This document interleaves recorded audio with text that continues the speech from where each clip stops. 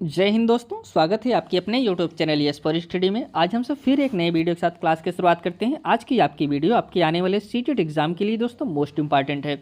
जैसा कि CTET exam के लिए सबसे मोस्ट इंपॉर्टेंट कोई स्टडी मटेरियल है तो वो होता है आपका प्रीवियस ईयर क्वेश्चन पेपर। हम सब daily previous year question paper को सॉल्व कर रहे हैं। दोस्तों सीटेट में दो ही चीज़ इंपॉर्टेंट होता है। जो आपका क्वेश्चन का बेस होता है वो होता है नकारात्मक और सकारात्मक। इस पर दो ही चीज़ पूछा जाता है, एक पूछा जाता है सकारात्मक, एक पूछा जाता है नकारात्मक। इस चीज़ को आपको समझना होगा। और इसमें जो मुख्य भूमिका में होता है वो बालक होता है। आप कोई क्वेश्चन का जवाब दीजिए, केंद्र में कौन रहेगा? बालक को रख के जवाब देना है। बालक इसमें कभी बालक के खिलाफ जो भी ऑप्शन आपको मिलेंगे वो ऑप्शन आपके गलत होंगे। शिक्षक गलत हो सकता है, पढ़ाने का तरीका गलत हो सकता है, विद्यालय गलत हो सकता है, पढ़ाने की जो सामग्री है वह गलत हो सकती है, लेकिन बालक जो है कभी नहीं गलत होता। बालक के खिलाफ जो भी ऑप्शन आपको मिलेंगे वह गलत हो जाएंगे। इसलिए इस चीज़ को आप ध्यान दीजिएगा और डेली आप प्रीवियस ईयर क्वेश्चन पेपर को सॉल्व करिए। सॉल्व करने के साथ साथ उसको समझिए भी क्वेश्चन में पूछ क्या रहा है। आज जो पेपर हम सब सॉल्व करेंगे वह पेपर आपका पूछा गया था 28 जनवरी 2023 को। जो आपका सीटेट एग्जाम हुआ था इसी दिन पूछा गया था। इसमें हम सब सीडीपी के जो 30 क्वेश्चन थे उसको सॉल्व कर दिए हैं और जो आपके एसएसटी के 60 क्वेश्चन होते हैं उसको आज हम सब कवर करेंगे।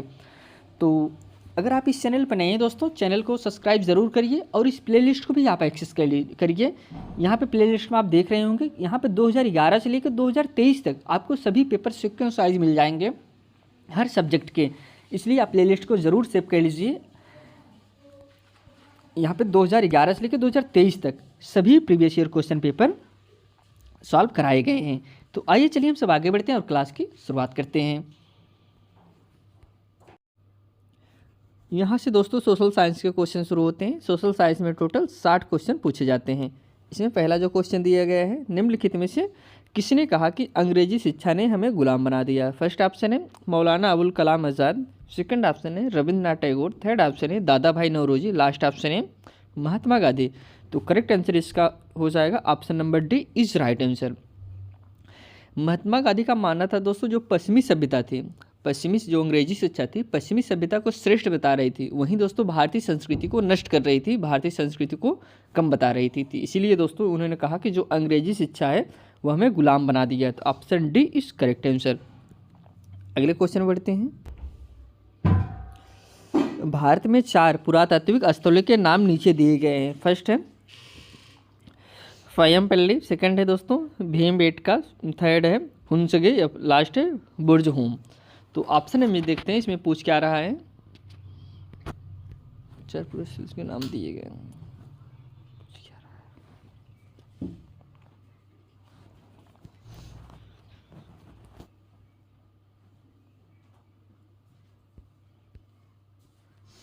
कह रहे हैं निम्नलिखित में से कौन सा विकल्प उत्तर से दक्षिण, दोस्तों कहाँ से बात करें, उत्तर से दक्षिण दिशा में इन पुरास्थलों की स्थिति का सही क्रम प्रस्तुत करता है? आपको बताना है उत्तर से दक्षिण की तरफ। तो उत्तर की तरफ सबसे पहले क्या हो जाएगा, जैसे जम्मू हो गया, यहाँ से लेके आपको नीचे तक जाना है कर्नाटक तमिलनाडु तक, बताना है कि यहाँ पे कौन सा क्रम सही होगा। तो हम ऑप्शन आपको दिखा के बता देते हैं, फिर क्लियर हो जाएगा। अब यहाँ पे अगर हम सब बात करें तो 4 ऑप्शन दिए गए थे आपके पास। तो यह जो बुर्ज है महोदय दोस्तों यह कहाँ पे है? ये जम्मू कश्मीर में है। तो फर्स्ट में क्या हो जाएगा आपका बी हो जाए, डी हो जाएगा। बुर्ज होम कहाँ पे स्थित है? ये जम्मू कश्मीर में स्थित है। तो हमको उत्तर से बताना था, तो पहले क्या हो जाएगा बुर्ज होम हो जाएगा। उसके बाद है भीमबेटका, भीमबेटका कहाँ पे है? यह मध्य प्रदेश में है, यह फिर भी हो जाएगा। 1 मिनट, यहाँ पे आपको हम यहाँ 1 हो गया, यहाँ पे 2 हो गया। फिर उसके बाद अगर हम सब बात करें तो जो हुंसगी है दोस्तों यह कहाँ पे है? यह कर्नाटक में है, तो थर्ड पे यह हो जाएगा। और फय्यमपल्ली यह कहाँ पे है? यह तमिलनाडु में है, तो यह फोर्थ हो जाएगा। ऑप्शन यही लगेगा। सबसे पहले आपका डी आएगा, उसके बाद बी आएगा, उसके बाद सी आएगा, उसके बाद ए आएगा। तो आइए हम सब अगले क्वेश्चन में बढ़ते हैं। क्वेश्चन नंबर 3 है, कह रहे हैं भारत में प्राचीन समय के संदर्भ में निम्नलिखित का मिलान कीजिए, उपयुक्त विकल्प का चुनाव कीजिए। दोस्तों इसमें मिलान करना है और प्राचीन समय के संदर्भ में आपको बताना है। सबसे पहले है संगम साहित्य की रचना। दोस्तों इसको आपको हम मिलान करके ही बता दे रहे हैं, तो किसमें कौन सा जाएगा। तो क्वेश्चन बड़ा है लेकिन तब भी हम आपको, जो संगम साहित्य की रचना है यह किस में जाएगा? यह जाएगा तो दोस्तों ऑप्शन सेकंड में जाएगा 3 से BCE से 3 से CE तक। इसके बाद है पश्चिमोत्तर में सिकंदर का आक्रमण कब हुआ था? तो जो पश्चिमोत्तर में जो सिकंदर का आक्रमण हुआ था वो हुआ था 327 से 325, तो यह फर्स्ट में चला जाएगा। इसके बाद अगले ऑप्शन पर बढ़ते हैं।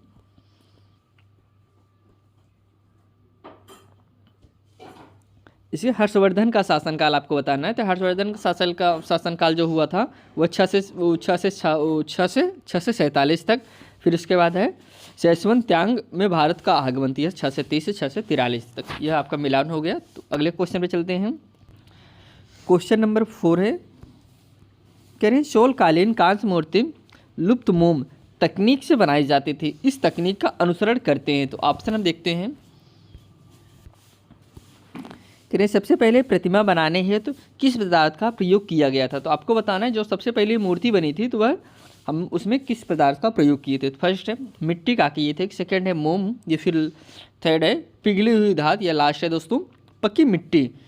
तो सबसे पहले हमने जिस चीज़ की मूर्ति बनाई थी वह क्या था? वो मोम था दोस्तों। तो ऑप्शन इसमें बी इज करेक्ट आंसर हो जाएगा। मोम से सबसे पहले मूर्ति बनी थी। Option B is right answer. अगले क्वेश्चन पे बढ़ते हैं। क्वेश्चन नंबर 5 है, करें इनमें से कौन से कथन सुलह कुल के विचार के बारे में सत्य है? दोस्तों तो कुछ कथन दिए गए हैं, कथन हम पढ़ते हैं। यह विचार नैतिकता, ईमानदारी, न्याय, शांति की व्यवस्था पर केंद्रित था। सेकंड ऑप्शन है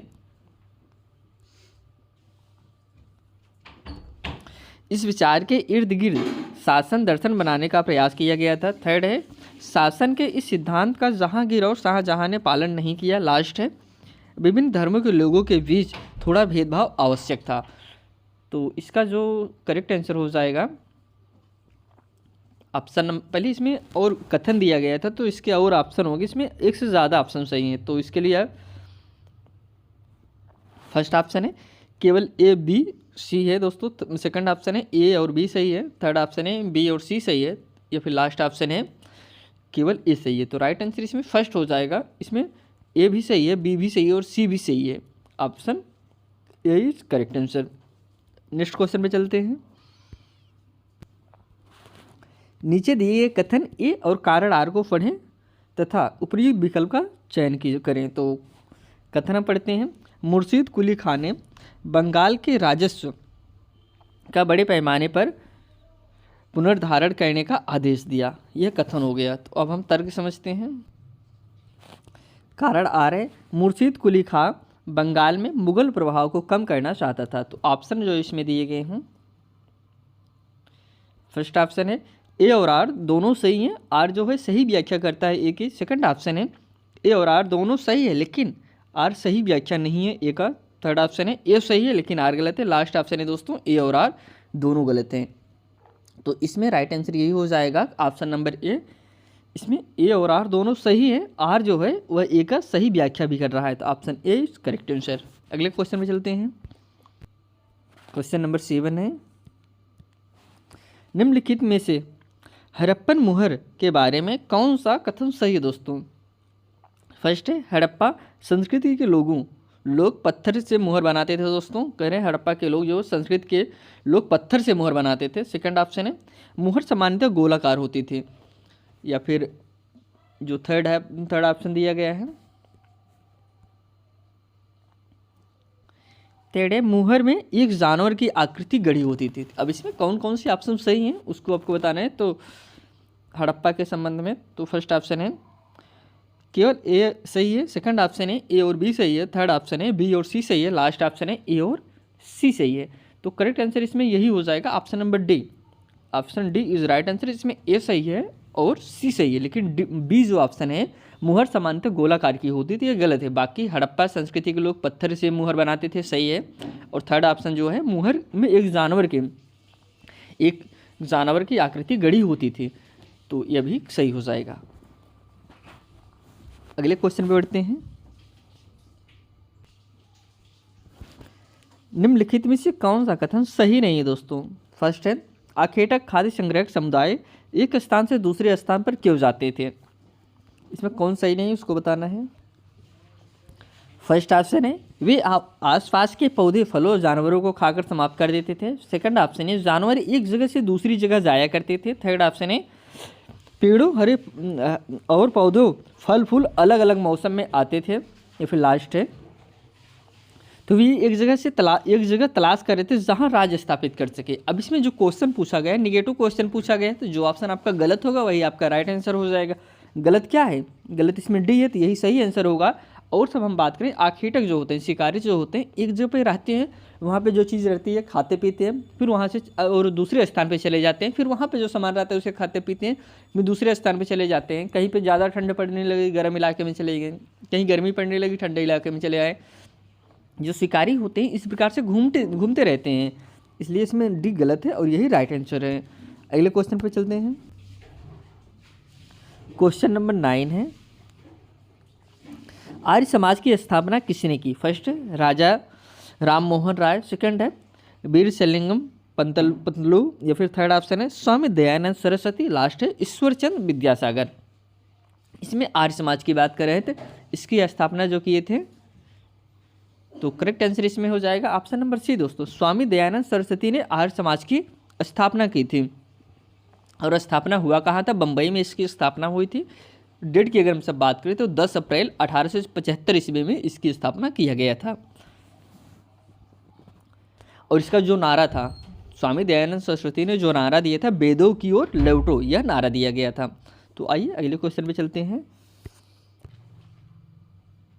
क्वेश्चन नंबर 10 है ज्योतिराव फुले ने अपनी किताब गुलामगिरी अमेरिका के लोगों को क्यों समर्पित की? फर्स्ट है कुछ अमेरिकी नागरिक अधिकार प्राकृतिकवादियों ने इसके प्रकाशन में आर्थिक मदद की,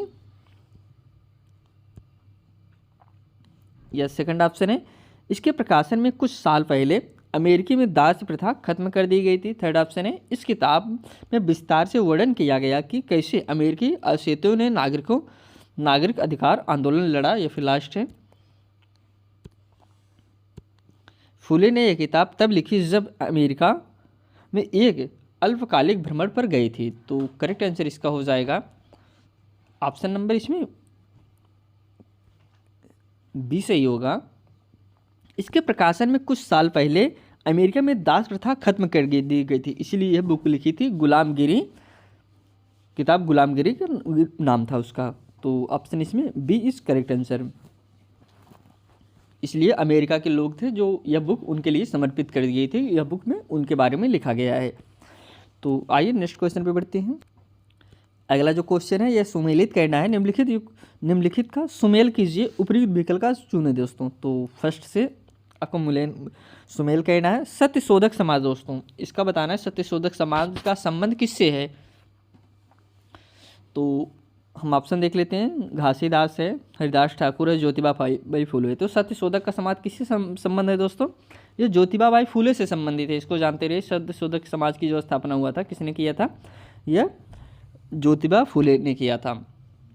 इसके बाद है सतनामी आंदोलन, जो सतनामी आंदोलन है यह दोस्तों घासीदास से संबंधित है। इसके बाद है मतुआ पंथ, मतुआ पंथ का जो संबंध है किससे है? हरिदास ठाकुर से है, ऑप्शन सेकंड में चला जाएगा। इसके बाद लास्ट बचता है स्वाभिमान आंदोलन। तो स्वाभिमान आंदोलन को दोस्तों A.V. रामास्वामी नायकर ने इसे शुरू किया था। तो ऑप्शन फोर्थ में ही रहेगा, यह मिलान हो गया। आइए हम सब अगले क्वेश्चन में चलते हैं। स्वतंत्रता मेरा जन्मसिद्ध अधिकार है और मैं इसे लेकर रहूंगा, यह नारा किसने बुलंद किया? तो क्वेश्चन नंबर ये 12 है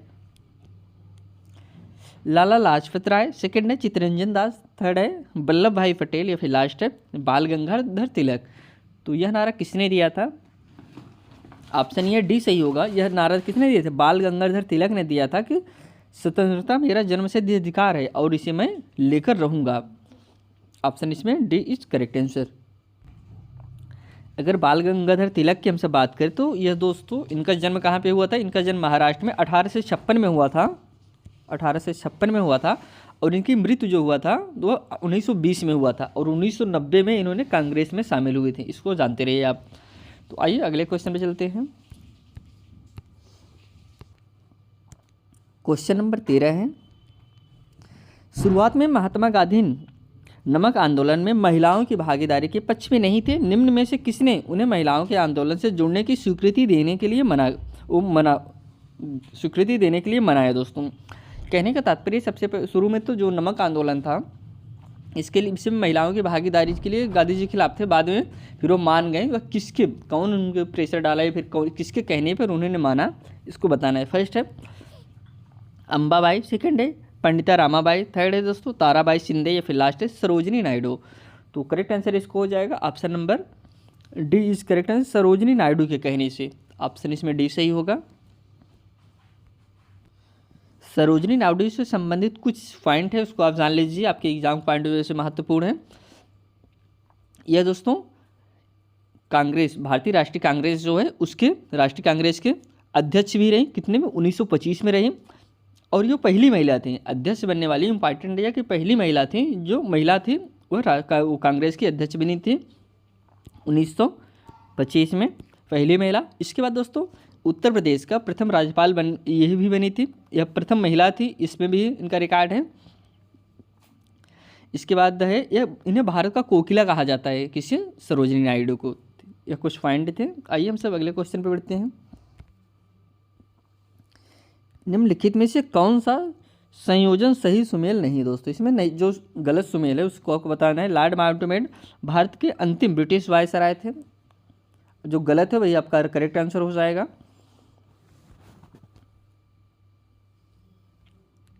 ऑप्शन बी है 1946 सिंधी कार्रवाई दिवस। इसके बाद है ऑप्शन सी है कांग्रेस का बम्बे अधिवेशन जुलाई 1946। लास्ट है बी आर अम्बेडकर भारत के पहले कानून मंत्री। तो इसमें कौन सा ऑप्शन गलत है, जो गलत होगा वही राइट होगा, तो राइट आंसर इसमें हो जाएगा ऑप्शन नंबर बी गलत है और यही सही आंसर हो जाएगा 1946 सीधी कार्यवाही दिवस, तो यह गलत है।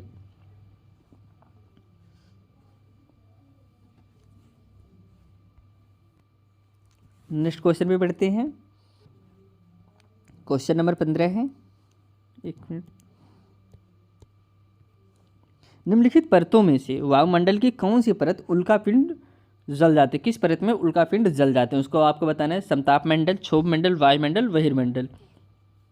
सबसे पहले आप ये जान लीजिए, क्षोभ मंडल जो होता है वह सबसे निचली परत होता है और जो बहिर्मंडल होता है वह सबसे लास्ट होता है। तो इसमें बताना है किसमें उल्कापिंड जल जाते हैं, तो फर्स्ट ऑप्शन है,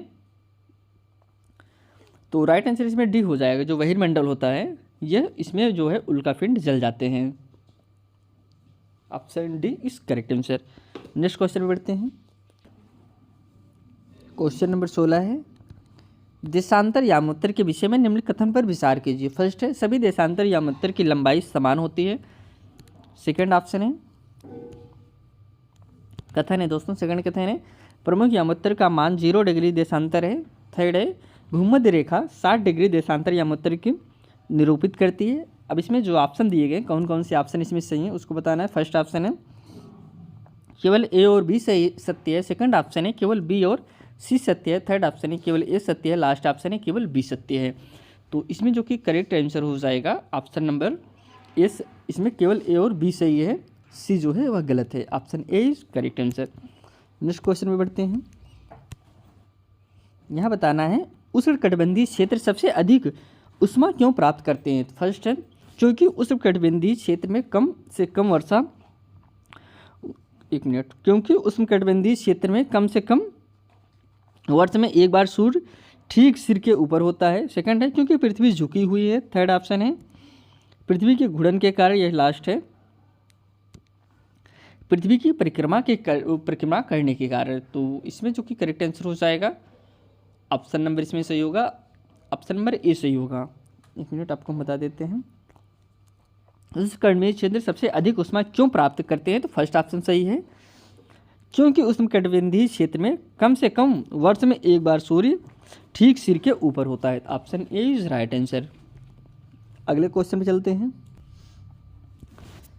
क्वेश्चन नंबर 18 है, भारत में केंद्रीय सरकार के कार्यालयों को खुलने समय 9 पूर्वाह्न भारतीय मानक समय है। देहरादून के समीप 78 डिग्री पूर्व देशांतर और दिसपुर के समीप 91 डिग्री 45 मिनट पूर्व देशांतर पर स्थित केंद्रीय सरकार के कार्यालय का खुलने का स्थानीय समय क्या होगा। आपको यहाँ पे बताना है, जो भारत सरकार है, केंद्रीय सरकार है, उसका जो कार्यालय खुलता है 9 बजे खुलता है। वहीं देहरादून की बात कर रहे हैं, उसके समीप दिसपुर के समीप कब कार्यालय खुलेगा। 78 डिग्री, एक है 78 डिग्री पे स्थित है, एक है 91 डिग्री 45 मिनट पूर्व पर स्थित है। ऑप्शन इसमें देखते हैं कौन कौन से ऑप्शन दिए गए हैं। इसमें कुछ पहले पॉइंट है उसको आप जान लीजिए, आपके एग्जाम पॉइंट वैसे महत्वपूर्ण है। जो हमारा जो अंतर्राष्ट्रीय समय मानक रेखा है उससे हम सब 5.5 घंटा आगे चलते हैं। कभी कभी यही पूछ लेता है कि जो अंतर्राष्ट्रीय समय मानक रेखा है उससे हम सब आगे हैं या पीछे हैं, तो उससे जानते रहिए 5.5 घंटे हम सब आगे रहते हैं। तो फर्स्ट ऑप्शन है 8:42 AM और 9:37 PM। सेकंड ऑप्शन है 9:37 PM और 9:37 AM या फिर 8:42 PM। पूर्वाह्न है तो यह भी AM। तो थर्ड ऑप्शन है 9:18 AM या फिर 8:23 AM। सेकंड ऑप्शन है 8:23 AM या फिर 9:18 AM। तो इसमें जो कि करेक्ट आंसर आपका हो जाएगा ऑप्शन ए सही है दोस्तों। 8:42 AM और 9:37 AM खुलने का समय होगा। Option A is correct answer. अगले क्वेश्चन पे चलते हैं। क्वेश्चन नंबर 19 है, कौन से शहर स्वर्ण चतुर्भुजी मार्ग द्वारा जुड़े हैं दोस्तों। स्वर्ण चतुर्भुजी मार्ग द्वारा जुड़े हैं उसको बताना है। फर्स्ट है दिल्ली, कांडला, चेन्नई, कोलकाता। सेकंड है दिल्ली, मुंबई, चेन्नई, गुवाहाटी। थर्ड ऑप्शन है दिल्ली, मुंबई, चेन्नई, कोलकाता। लास्ट है चंडीगढ़, कांडला, तूतीकोरडा या फिर गुवाहाटी। तो इसमें कौन से जो चतुर्भुजी मार्ग से जुड़े हैं, स्वर्ण चतुर्भुजी मार्ग से जुड़े हैं, तो ऑप्शन इसमें सी सही होगा। दिल्ली जो है और Mumbai, Chennai, Kolkata. Option C is correct answer. Next question पे चलते हैं। अगला जो क्वेश्चन है मिलान कहना है। सूची फर्स्ट का सूची सेकंड से मिलान कीजिए और सही उत्तर का चयन कीजिए। तो सूची फर्स्ट हो गया और सूची सेकंड हो गया। फर्स्ट है कह रहे हैं उस कटबंधी पर्णपाती।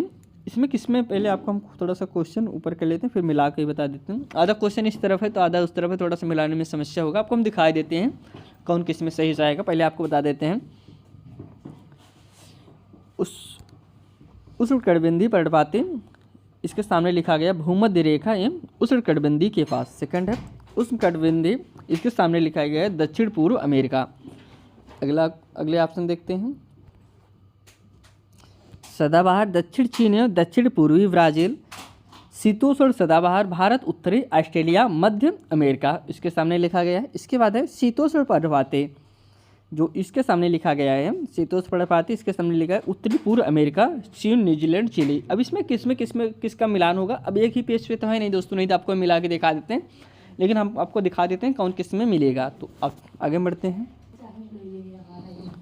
यहाँ पे आप देख सकते हैं उस कटिबंधी पर्णपाती जो किस में जाएगा, भारत, उत्तरी ऑस्ट्रेलिया एवं मध्य अमेरिका। सेकंड है उष्ण कटिबंधी सदाबहार, इसका मिलान किस में होगा, भूमध्य रेखा ये उष्ण कटिबंधी के पास। सेकंड है शीतोष्ण सदाबहार, यह दक्षिणी पूर्वी अमेरिका, दक्षिण चीन एवं दक्षिण पूर्वी ब्राज़ील।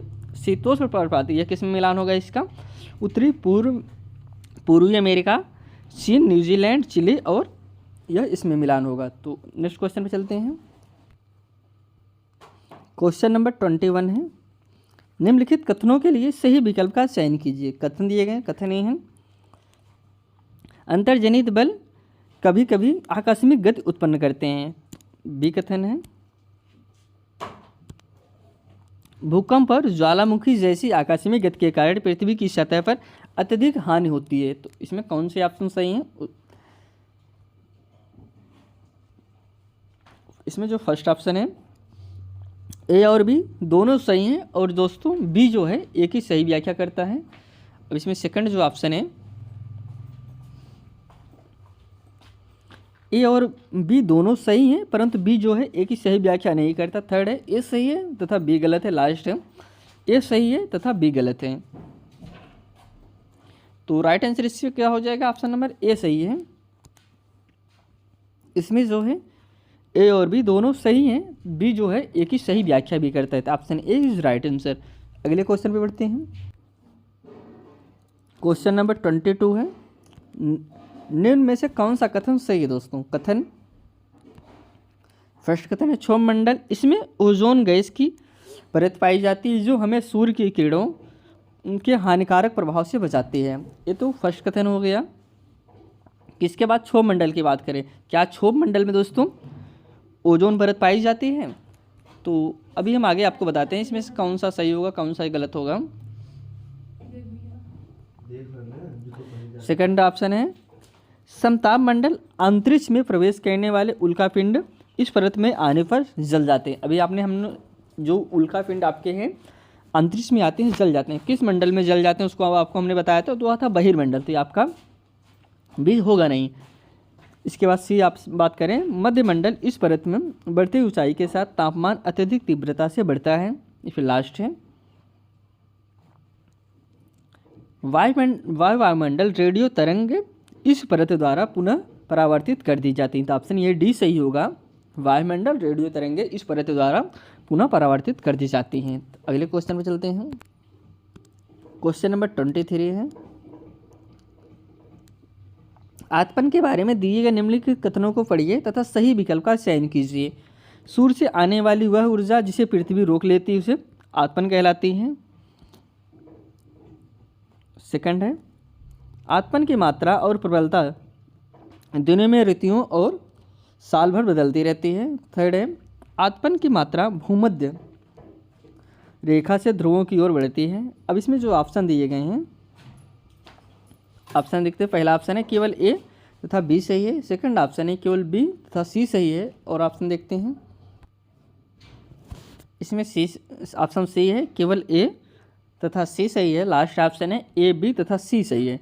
तो करेक्ट आंसर हो जाएगा ऑप्शन नंबर इसमें ए सही होगा। इसमें केवल ए तथा बी सही है, सी जो है वह गलत है। तो ए और सी सही है जो कि फर्स्ट ऑप्शन था। तो आइए नेक्स्ट क्वेश्चन पे बढ़ते हैं। क्वेश्चन नंबर 24 है, एशिया में भारत की किस यातायात के साधन का सबसे बड़ा जाल है दोस्तों। फर्स्ट है सड़क मार्ग, सेकंड है रेलगाड़ी, थर्ड है जल मार्ग, लास्ट है दोस्तों पाइपलाइन। तो किसका सबसे बड़ा जाल है, तो राइट आंसर इसमें हो जाएगा, इसमें एशिया की बात करें तो एशिया में दोस्तों सबसे बड़ा रेल मार्ग है। तो option B is correct answer, rail मार्ग यातायात सबसे बड़ा है, तो इसमें बी सही होगा। तो थोड़ा हम आपको दोस्तों इससे के इम्पॉर्टेंट पॉइंट बता देते हैं रेल मार्ग से। अगर रेल मार्ग बात करें दोस्तों, भारत चौथे नंबर पे आता है। फर्स्ट नंबर पे अमेरिका है, सेकंड नंबर पे चीन है, थर्ड नंबर पे रूस है, चौथे नंबर पे दोस्तों भारत आता है रेल नेटवर्क के मामले में। तो भारत में टोटल रेलवे की लंबाई की अगर हम सब बात करें तो है 1,26,366 किलोमीटर, लगभग लंबाई इतनी है दोस्तों रेलवे का। तो अगर सबसे पहली रेलवे की अगर हम सब बात करें तो सबसे पहली जो रेलवे चली थी मुंबई और थाने के बीच में बिछाई गई थी, जिसकी लंबाई कितनी थी दोस्तों 34 किलोमीटर थी। और यह 16 अप्रैल 1853 को यह चली थी, इसको जानते रहिए। तो नेक्स्ट क्वेश्चन पे बढ़ते हैं। क्वेश्चन नंबर 25, दिए गए कथन के लिए सही विकल्प का चयन कीजिए। कथन है मानव एक विशेष संसाधन किस कारण है दोस्तों, विशेष संसाधन किस कारण है। फर्स्ट है कौशल, ज्ञान, प्रौद्योगिकी, व्यक्तित्व। अब इसके जो ऑप्शन दिए गए ऑप्शन देखते हैं। मानो विशेष संसाधन किस कारण है, तो ऑप्शन है केवल ए और बी सही है, सेकंड ऑप्शन है केवल बी और सी सही है, थर्ड ऑप्शन है केवल डी सही है, लास्ट ऑप्शन है केवल सी सही है। इसमें जो कि करेक्ट आंसर हो जाएगा, इसमें ए और बी सही है, कौशल की वजह से और ज्ञान की वजह से। अगले क्वेश्चन में बढ़ते हैं। क्वेश्चन नंबर 26 है, निम्न कथनों पर विचार कीजिए। तो कथन फर्स्ट है धात्विक खनिज मुख्यतः औषधि सेल समूह में पाए जाते हैं। सेकंड है खनिज ईंधन जैसे कोयला और पेट्रोलियम भी औषधि स्तर में पाए जाते हैं। थर्ड ऑप्शन देखते हैं इसमें जो अब ऑप्शन दिए गए हैं, फर्स्ट ऑप्शन है कह रहे हैं ए तथा बी दोनों सही हैं, बी सही व्याख्या करता है ए का। सेकंड ऑप्शन है ए तथा बी दोनों सही हैं किंतु बी सही व्याख्या नहीं है ए का। थर्ड ऑप्शन है ए सही है किंतु बी गलत है। लास्ट ऑप्शन है ए गलत है किंतु बी सही है। तो करेक्ट आंसर इसका हो जाएगा, इसमें ऑप्शन नंबर डी सही है। इसमें जो है ए गलत है किंतु आपका बी सही है। Option D is correct answer. अगले क्वेश्चन पे बढ़ते हैं। क्वेश्चन नंबर 27 है,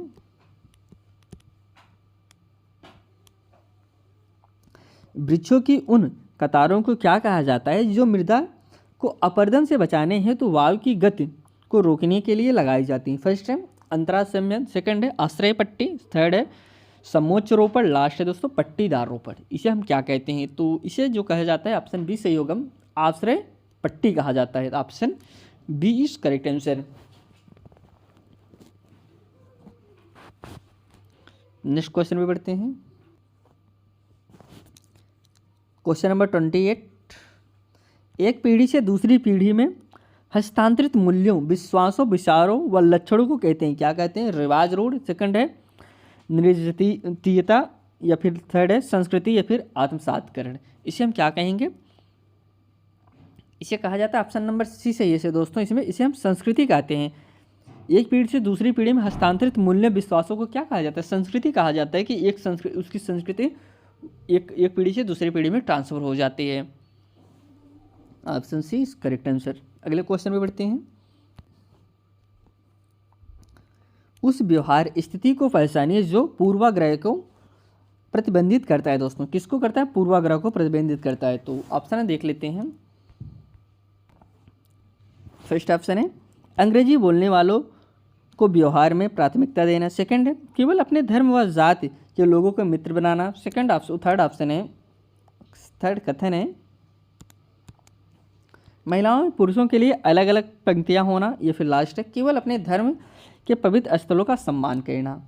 तो ऑप्शन है इसमें देखते हैं। इसमें जो फर्स्ट ऑप्शन है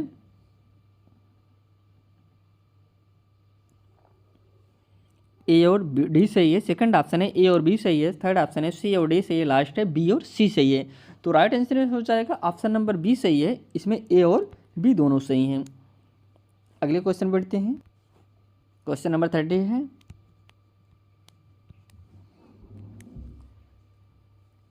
कोस्टारिका को मध्य अमेरिका का सबसे स्वस्थ देश माना जाता है। सेकंड है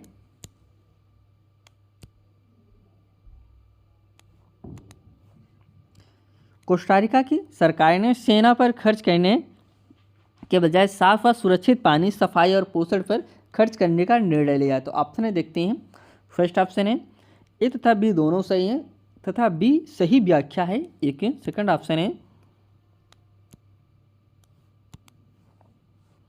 ए तथा बी दोनों सही हैं किंतु बी सही व्याख्या नहीं है ए का। थर्ड ऑप्शन है ए सही है किंतु बी गलत है। लास्ट ऑप्शन है ए गलत है किंतु बी सही है। तो राइट आंसर इसका हो जाएगा ऑप्शन नंबर इसमें ए सही है। इसमें जो है ए तथा बी दोनों सही हैं, बी जो है सही व्याख्या भी कर रहा है किसका? ई का। तो नेक्स्ट क्वेश्चन में बढ़ते हैं। एक प्रजातांत्रिक सरकार के लिए निम्न में से कौन सा कथन सही है? दोस्तों किसकी बात करें? प्रजातांत्रिक सरकार की बात करें। फर्स्ट ऑप्शन है सरकार के पास कानून बनाने की ताकत तो होती है पर लागू करने की नहीं। इसमें जो ऑप्शन सही है वही राइट आंसर होगा। सेकंड ऑप्शन है कानून के बिना सरकार के निर्णय लेने की शक्ति का कोई अर्थ नहीं रह जाता। थर्ड है प्रतिनिधि लोकतंत्र में लोग प्रत्यक्ष रूप से भाग लेते हैं। अब यह लास्ट ऑप्शन है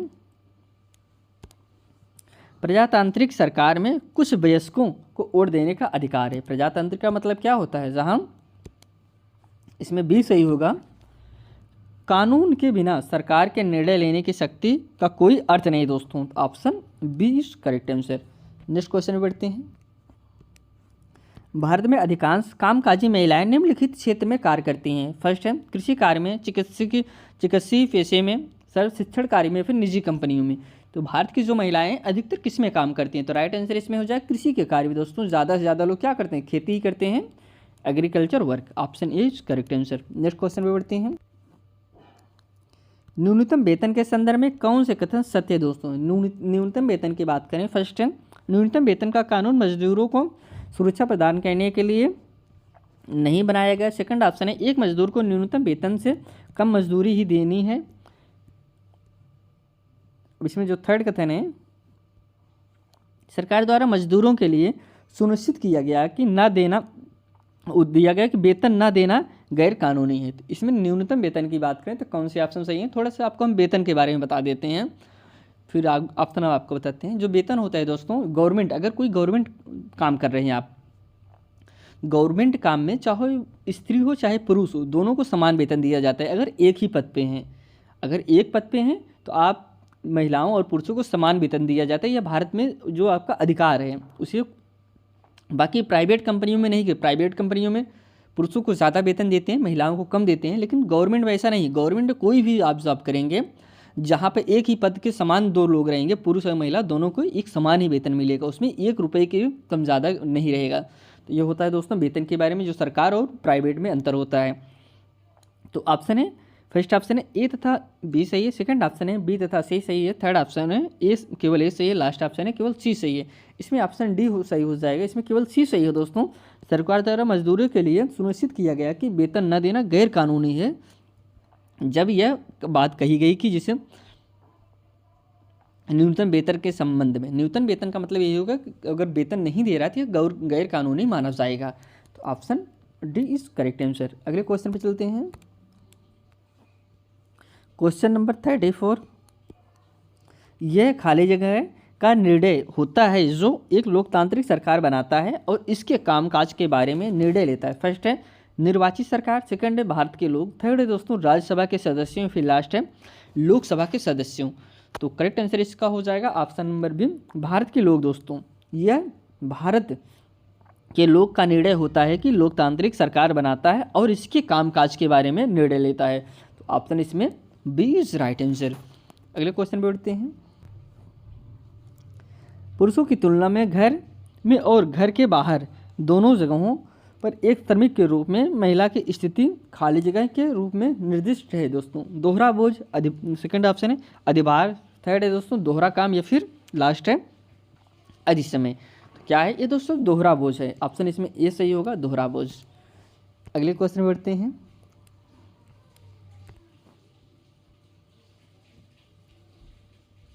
क्वेश्चन नंबर 36 है, भारत के संविधान की प्रस्तावना में खाली जगह न्याय का उल्लेख नहीं किया गया। किस न्याय का उल्लेख नहीं किया गया दोस्तों प्रस्तावना में? सामाजिक, आर्थिक, कानूनी या फिर राजनीतिक। दोस्तों जो भारत के संविधान प्रस्तावना में जिस चीज़ के उल्लेख नहीं किया गया तो वह है कानूनी दोस्तों, इसका बात नहीं किया गया। Option C is correct answer. अगले क्वेश्चन बढ़ते हैं। क्वेश्चन नंबर 37 है, अगर पारसी समुदाय से रिषद अपनी आस्था के शिक्षण के आधार पर एक शैक्षणिक संस्थान खोलता है, निम्नलिखित में से कौन सा प्रावधान उसे ऐसा करने के लिए सक्षम बनाता है? दोस्तों कौन सा समुदाय पारसी समुदाय से है, अपना शिक्षण अपने जिस समुदाय से उसी संबंधित से शिक्षण संस्थान खोल रहा है, ऐसा करने से उसे क्या चीज़ आज़ादी दे रहा है उसको बताना है। तो ऑप्शन देखते हैं। फर्स्ट ऑप्शन है धार्मिक स्वतंत्रता का अधिकार, सेकंड ऑप्शन है समानता का अधिकार, थर्ड है संस्कृति विकास और शिक्षण का अधिकार, या लास्ट है स्वतंत्रता का अधिकार।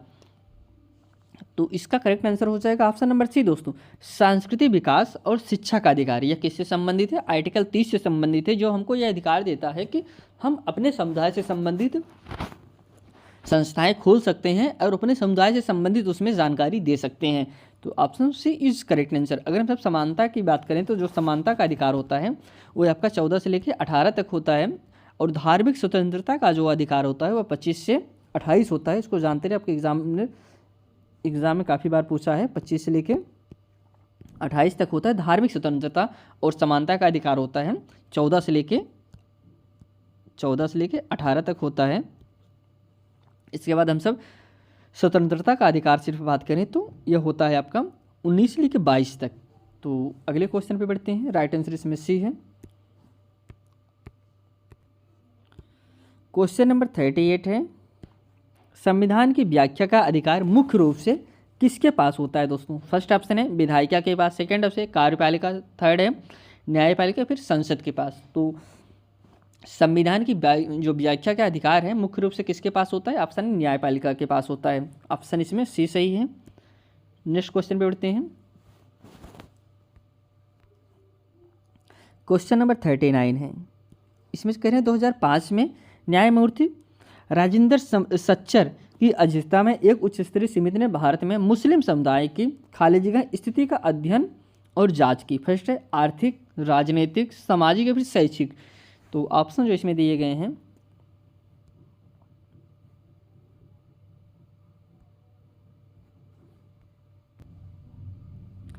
अब आपको बताना है। यहाँ पे कह रहे हैं कि रिक्त स्थान को भरने के लिए सही संयोजन का चयन कीजिए।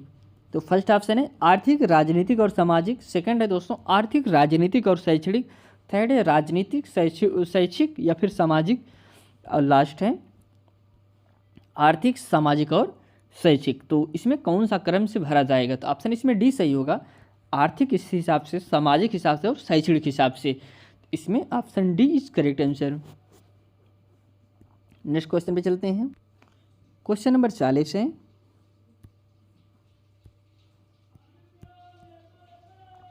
किस जीवन की वास्तविक घटना ने जीवन के अधिकार के हिस्से के रूप में आजीविका के अधिकार को स्थापित किया? फर्स्ट ऑप्शन एक बार कुछ झुग्गीवासियों को मुंबई शहर से बाहर निकाल दिया गया, सेकंड ऑप्शन है घायल किसान हकीम शेख, थर्ड ऑप्शन है ओम प्रकाश को दलित होने के कारण भेदभाव का सामना करना पड़ा, लास्ट है संयुक्त किसान मोर्चा का विरोध। तो राइट आंसर इसका हो जाएगा ऑप्शन नंबर ए सही होगा। इसमें जो बात कर रहे हैं किसी जीवन की वास्तविक घटना ने जीवन के अधिकार के हिस्से के रूप में आजीविका का अधिकार को स्थापित किया, तो ऑप्शन इसमें से सही होगा, ए सही होगा। एक बार कुछ झुग्गीवासियों को मुंबई शहर से बाहर निकाल दिया गया, option A is correct answer. अगले क्वेश्चन पे चलते हैं।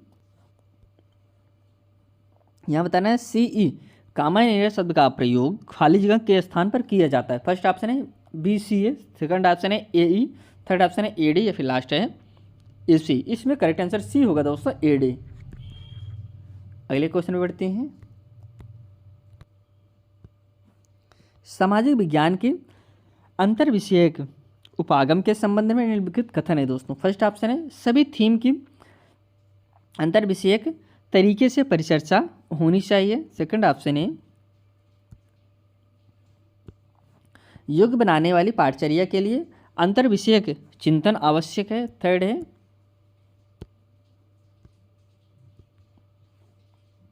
विषयों की परिधियों को खोलने की आवश्यकता है तथा प्रदत्त परिघटनाओं को समझने के लिए उपागम की बहुलता का प्रयोग किया जाना चाहिए। ऑप्शन आगे हम बढ़ते हैं। इसमें जो डी कथन है विषय जो सामाजिक विज्ञान बनते हैं जैसे इतिहास, भूगोल, राजनीतिक विज्ञान आदि का विशिष्ट विधि तंत्र है। तो ऑप्शन इसमें कौन कौन से सही होगा? फर्स्ट ऑप्शन है ए बी सी सही है, सेकंड ऑप्शन है बी सी और डी सही है, थर्ड ऑप्शन है ए बी और डी सही है, लास्ट है ए सी और डी सही है। तो करेक्ट आंसर इसका हो जाएगा, इसमें राइट आंसर है ऑप्शन नंबर बी सही होगा। इसमें सी और डी राइट है, बी और सी और डी सही है, तो ऑप्शन नंबर इसमें B is correct answer. Next question पे बढ़ते हैं। 43 है दोस्तों क्वेश्चन नंबर। सामाजिक विज्ञान विषय के शिक्षक में कहानी कहने की विधि किस स्तर की शिक्षा के लिए सर्वाधिक उपयोगी है? फर्स्ट है बुनियादी स्तर, सेकंड है प्रारंभिक स्तर, थर्ड है दोस्तों माध्यमिक स्तर, लास्ट है यह हर एक स्तर पर उपयोगी हो सकती है। तो करेक्ट आंसर इसका हो जाएगा ऑप्शन नंबर इसमें डी सही है, यह हर एक स्तर पर उपयोगी हो सकती है, option D is correct answer. Next question में चलते हैं। क्वेश्चन नंबर 44 है सामाजिक विज्ञान में कुछ शब्दावली अथवा संकल्पनाओं के संबंध में असहजता की स्थिति में एक शिक्षक से क्या अपेक्षित है दोस्तों? फर्स्ट ऑप्शन है उसे ऐसे विषयों को कक्षा में नहीं लाना चाहिए, सेकंड ऑप्शन है उसे ऐसे विषयों को शिक्षण से बचना चाहिए, थर्ड ऑप्शन है सभी के गौरव का सम्मान करते हुए इसे संवेदनशीलता के साथ पढ़ाना चाहिए, तो यह फिर लास्ट ऑप्शन है।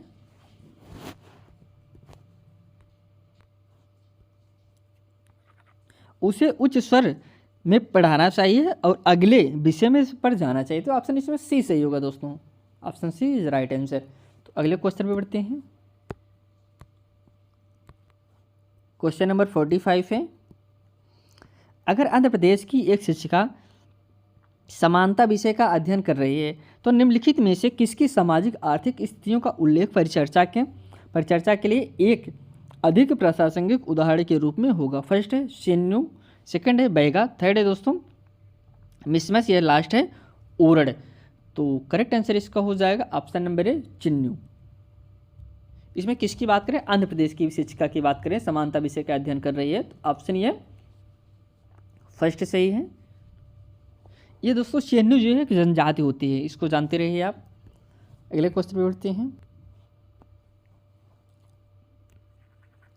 सामाजिक विज्ञान की कक्षा में खाद्य सुरक्षा जैसे विषय को पढ़ाते समय निम्नलिखित में से कौन से अधिक उपयुक्त होगा? दोस्तों क्या पढ़ा रहे हैं? खाद्य सुरक्षा की बात करें तो फर्स्ट ऑप्शन है विद्यार्थियों को केवल खाद्य सुरक्षा पर पाठ्यपुस्तक के विषय वस्तु को पढ़ाए जाने आवश्यक है। देखिए यह केवल जैसा शब्द है, जिस भी ऑप्शन में आता है उसे ले डूबता है, तो यह ऑप्शन आपका नेगेटिव पॉइंट है, तो ये तो होगा नहीं, कन्फर्म है। इसके बाद सेकंड ऑप्शन पे बढ़ते हैं। बंगाल में सूखे अकाल पर चलचित्र फिल्म दिखाना। थर्ड है हरित क्रांति पूर्वालेखित फोटोग्राफ चित्र। थर्ड और लास्ट है मिड डे मील दोपहर भोजन लेते विद्यार्थियों के साथ पारस्परिक क्रिया। तो कुछ ऑप्शन दिए गए हैं। फर्स्ट ऑप्शन है केवल ए सही है, सेकंड ऑप्शन है केवल ए और बी और डी सही है, थर्ड ऑप्शन है ए बी और सी सही है, लास्ट है बी सी और डी सही है। अब यहाँ पे दोस्तों अगर आप थोड़ा सा दिमाग लगाएंगे आप आंसर तुरंत पकड़ लेंगे। आपको हमने पहले बताया कि उसमें केवल शब्द लगा था, मतलब जिस ऑप्शन में आपका ए ऑप्शन होगा वो ऑप्शन आपका सही नहीं होगा। इसमें ए है, ए नहीं हो सकता, इसमें ए है, ए नहीं हो सकता, इसमें ए है, ए नहीं हो सकता, बचा क्या? एक ही तो बचा, option D is right answer. इस प्रकार से आप छाटेंगे तो आंसर ज़्यादा चांस रहता है आप सही कर देंगे, तो option D is correct answer. अगले क्वेश्चन पे बढ़ते हैं। क्वेश्चन नंबर 47 है, निम्न में से कौन सी गतिविधियाँ मिडिल स्तर पर अधिगमकर्ताओं में उपनिवेशवाद के संप्रतियों की कल्पना और उसके विश्लेषण हेतु उपयुक्त रहेगी? तो फर्स्ट है आधुनिक भारतीय भाषा में लगान या उस जैसी कोई फीचर फिल्म देखना। सेकंड ऑप्शन है पाठ्यपुस्तक में दी गई विषय वस्तु पर आधारित व्याख्यान लेक्चर देना। थर्ड है किसी एक आंदोलन में महात्मा गांधी के जीवन पर बच्चों द्वारा भूमिका निर्वहन। अब इसमें लास्ट जो है, लास्ट कथन है ब्रिटिश भारत में उपनिवेशवाद जिस तरह से था उससे संबंधित मुख्य बिंदुओं को बोलकर लिखवाना। तो जो इसमें ऑप्शन दिए गए हैं, फर्स्ट ऑप्शन है ए और डी सही है, सेकंड ऑप्शन है बी और सी सही है, थर्ड ऑप्शन है ए और सी सही है, लास्ट ऑप्शन है बी और डी सही है। तो करेक्ट आंसर इसका हो जाएगा ऑप्शन नंबर सी, इसमें ए और सी सही है। नेक्स्ट क्वेश्चन पे पढ़ते हैं। क्वेश्चन नंबर 48, सांस्कृतिक गतिविधियाँ सामाजिक विज्ञान के छात्रों को प्रदान करते हैं। आत्म अभिव्यक्ति के अवसर, भेदभाव के अवसर, आत्म केंद्रिता के अवसर, लास्ट है अलगाव की। तो करेक्ट आंसर इसका हो जाएगा ऑप्शन नंबर ए सही होगा, आत्म अभिव्यक्ति के अवसर प्रदान करते हैं, option A is right answer. अगले क्वेश्चन पे बढ़ते हैं। एक सामाजिक विज्ञान शिक्षक द्वारा समाज और कक्षा में विद्यमान विविधता को संबोधित करने के लिए निम्नलिखित में से क्या किया जाना चाहिए? दोस्तों टीचर किस चीज़ का है? सामाजिक विज्ञान का शिक्षक है, तो ऑप्शन हम देखते हैं। कक्षा परिचर्चाओं में बहुसंस्कृतियों के उदाहरणों को सम्मिलित करना। सेकंड ऑप्शन है केवल उन्हें उदाहरणों को उठाएं पर चर्चा करें जो बहुसंख्यकों के लिए प्रासंगिक हो। देखिए इसमें केवल की बात आ रहा है, केवल आ गया तो आपका नेगेटिव पॉइंट है। अब इसमें एक चीज़ आपको पता हो गया, ऑप्शन जिसमें बी होगा वही आपका राइट आंसर नहीं होगा। तो ऑप्शन में आप ऐसे भी छाट सकते हैं कि कौन सा ऑप्शन में जिसमें बी होगा पहले वही आप हटा दीजिए। इसमें सेकंड पहले हम आप पूरा आप क्वेश्चन पढ़ लेते हैं। तो थर्ड ऑप्शन जो है विद्यार्थियों को कक्षा में अपने निजी अनुभवों को साझा करने के लिए प्रेरित करें, विद्यार्थियों की विविधता की सराहना करने के लिए तो सहायता करें। तो अब इसमें पहले हम ऑप्शन देख लेते हैं। फर्स्ट ऑप्शन है ए बी और सी सही। हमने आपको बताया कि जिस ऑप्शन में आपका बी होगा, ऑप्शन वह गलत होगा, ए नहीं हो सकता। सेकंड ऑप्शन है ए, बी और डी सही है, तो इसमें केवल था ए भी गलत हो गया। अब आपके पास ऑप्शन क्या बचा, इसलिए देखिए यहाँ पे भी बी है दोस्तों। ऑप्शन आपको, अगर ये क्वेश्चन आपको पता है, यह हो सकता है या नहीं हो सकता, कुछ भी पता रहे तो तभी आप क्वेश्चन को सॉल्व कर सकते हैं।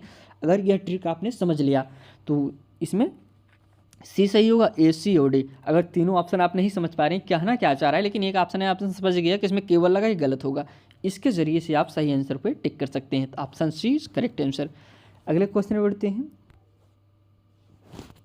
क्वेश्चन नंबर 50 है, निम्नलिखित में से कौन से प्रश्न सामाजिक विज्ञान के विद्यार्थियों में आलोचनात्मक चिंतन कौशल को प्रोत्साहित करते हैं। दोस्तों किसकी बात करें, आलोचनात्मक चिंतन की बात करें, तो फर्स्ट ऑप्शन हम देखते हैं,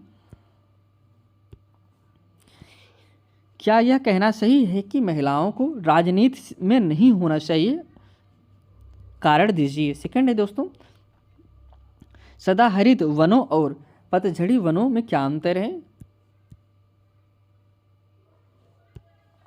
थर्ड ऑप्शन है, भूकंप में आपका क्या अभिप्राय है, भूकंप से उत्पन्न 3 तरंगों की व्याख्या कीजिए। लास्ट कथन है, संविधान की प्रस्तावना में समानता शब्द का क्या अर्थ है। इसमें जो कि करेक्ट आंसर आपका हो जाएगा, ऑप्शन है देखते हैं। फर्स्ट ऑप्शन है केवल ए सही है, सेकंड ऑप्शन है ए और सी सही है, थर्ड ऑप्शन है ए और डी सही है, या फिर लास्ट ऑप्शन है ए, सी और डी सही है। तो राइट आंसर इसमें फर्स्ट हो जाएगा, इसमें सिर्फ केवल ए ही सही है। तो अगले क्वेश्चन पे बढ़ते हैं। क्वेश्चन नंबर 51 है दोस्तों, विद्यालय में सामाजिक विज्ञान शिक्षण के लिए गुणवत्ता वाले शिक्षक तैयार करने के लिए निम्नलिखित सेवा पूर्व या सेवारतम प्रशिक्षण कार्यक्रमों में किन आयामों का ध्यान रखना चाहिए। फर्स्ट है, शिक्षा छात्र के रूप में एकमात्र स्रोत के रूप में पाठ्य पुस्तकों पर बल। सेकंड ऑप्शन है, शिक्षक को विषय वस्तु के यंत्रवत कंठस्थ करने को प्रोत्साहित करने के लिए उन्मुख होना चाहिए। थर्ड है, शिक्षक को विभिन्न रणनीति योजना बनाने इन संसाधनों के संग्रह हेतु अवसर देने चाहिए। लास्ट है, सामाजिक विज्ञान के विभिन्न विषयों में शिक्षक पुस्तिका टीचर हैंडबुक का उपयोग अनिवार्य बना देना चाहिए। तो राइट आंसर पहले ऑप्शन में देख लेते हैं कौन सा ऑप्शन इसमें होगा। फर्स्ट ऑप्शन है केवल ए, बी और सी सही है, सेकंड ऑप्शन है बी और सी सही है, थर्ड ऑप्शन है सी और डी सही है, लास्ट ऑप्शन है ए और बी सही है।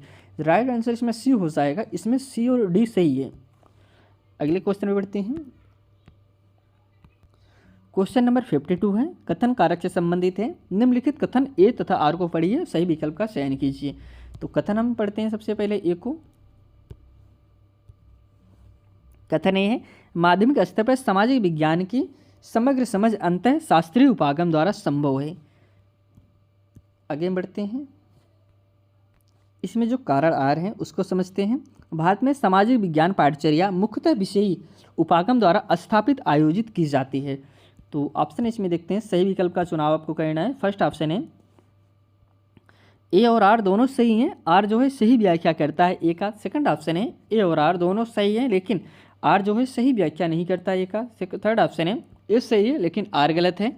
फिर लास्ट ऑप्शन है ए और आर दोनों ही गलत हैं, ए और आर दोनों ही गलत हैं। करेक्ट आंसर इसमें बी हो जाएगा, इसमें ए और आर दोनों सही हैं लेकिन जो है आर सही व्याख्या नहीं कर रहा है ए का। तो नेक्स्ट क्वेश्चन पे चलते हैं। क्वेश्चन नंबर 53 है,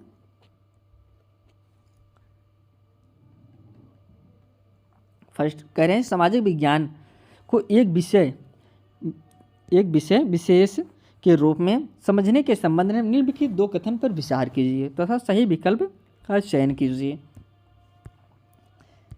फर्स्ट कथन है, सामाजिक विज्ञान के विषय विशेषों में विशिष्ट पद्धतियां हैं और अतः अनुशासनिक सीमाओं को सामाजिक परिघटना की बेहतर समझ के लिए संरक्षित करना चाहिए।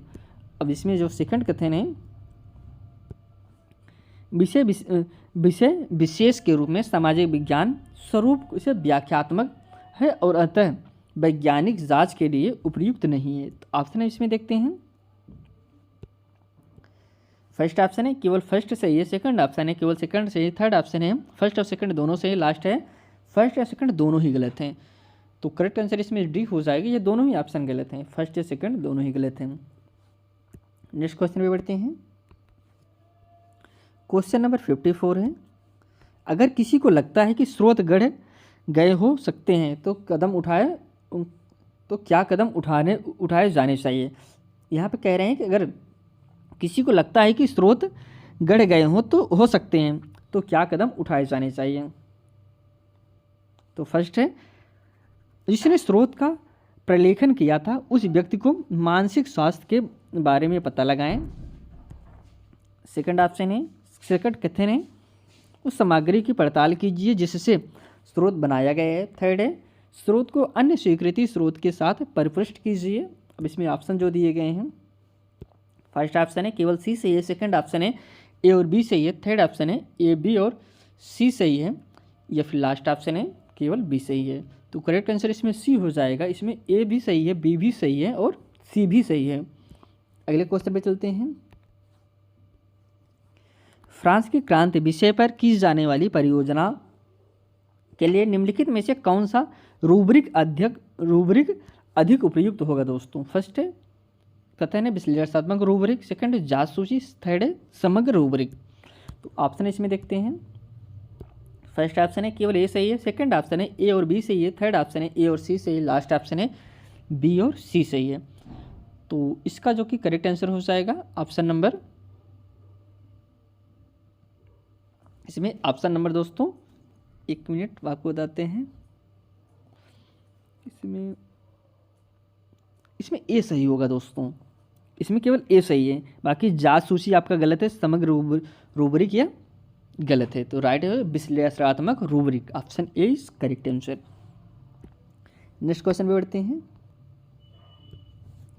निम्नलिखित में से कौन सा प्रश्न सामाजिक विज्ञान के विद्यार्थी को तथ्यात्मक ज्ञान के आकलन का प्रयास करता है। फर्स्ट है, हाल ही में भारतीय संविधान से अनुच्छेद 370 हटा दिया गया, इस एक्ट के पक्ष में और विपक्ष क्या है।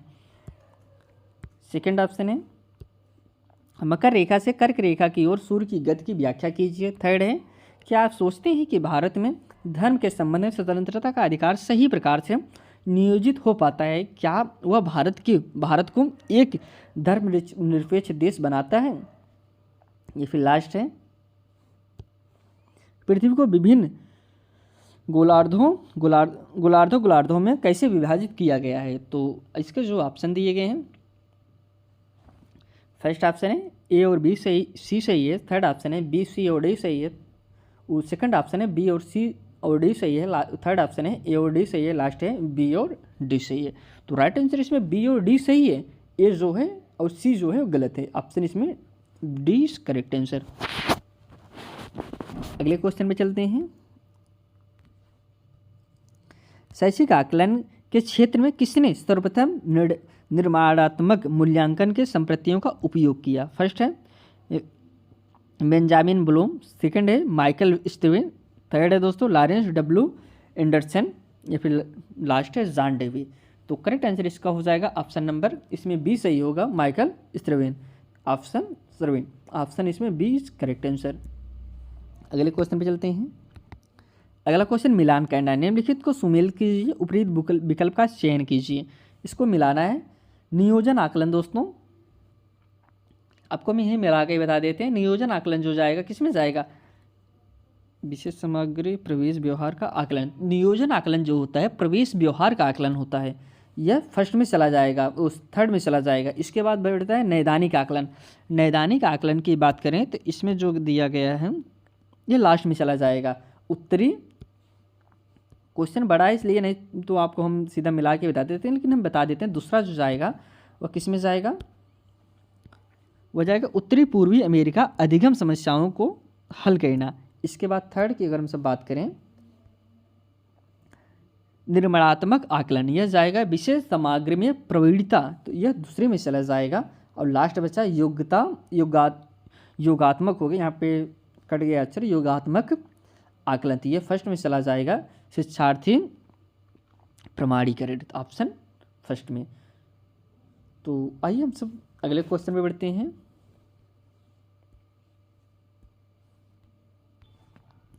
क्वेश्चन नंबर 59 है, आईटी एक्ट 2009 के अनुसार मूल्यांकन प्रक्रमों को विकसित करने के लिए निम्नलिखित में से किसका अनुसरण करना चाहिए। फर्स्ट है बच्चे के ज्ञान क्षमता और प्रतिभा को प्रोन्नत करना। सेकंड है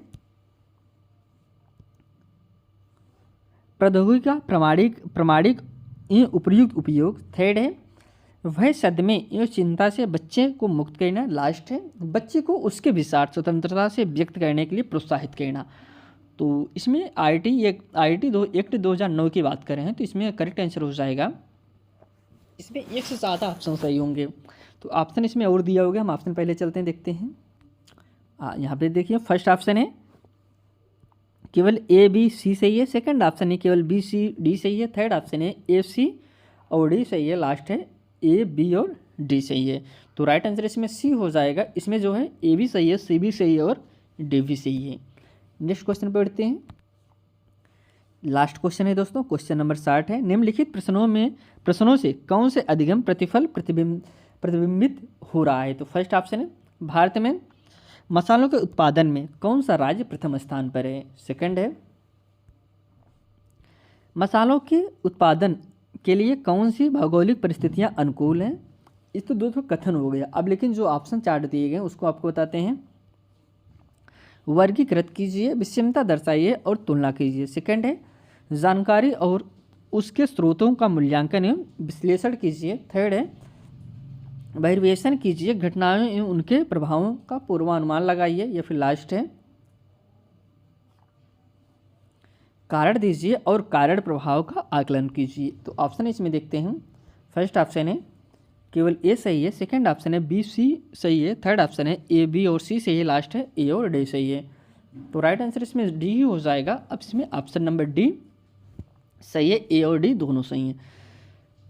तो यहाँ पर आज हम दोस्तों 60 क्वेश्चन कवर किए जो कि आपके seated previous year question paper थे। आज जो पेपर हमने कवर किया वह पेपर आपका 28/1/2023 को पूछा गया था। अगर आप इस चैनल पर नए हैं तो चैनल को सब्सक्राइब जरूर करिए। आप इस प्ले लिस्ट को एक्सेस भी कर लीजिए। इसमें आपको 2011 से लेकर 2023 तक जितने भी आपके सीटेड एग्जाम हुए सभी पेपर यहाँ पे मिल जाएंगे। इसी के साथ यह क्लास हम यहीं समाप्त करते हैं। आपसे फिर एक नए वीडियो मिलते हैं। तब तक के लिए दोस्तों धन्यवाद।